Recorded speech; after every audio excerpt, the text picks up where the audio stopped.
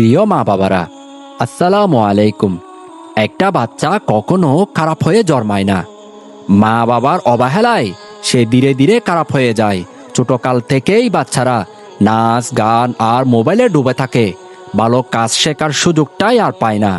আজকাল সত্যি কথা বলতে দেখা যায় বাচ্চা আর বাচ্চার মা দুইজনেই টিকটক আর স্ক্রিনে ব্যস্ত থাকে। মা যেটা করে বাচ্চা সেটাই শিখে।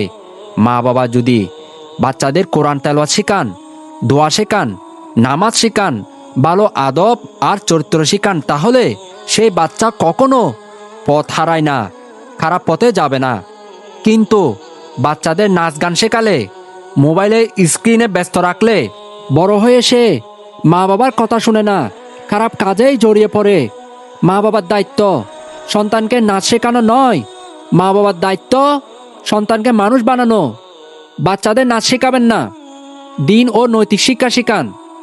অবশেষে একটি কথা বলতে চাই, আপনার সন্তান আল্লাহর আমানত।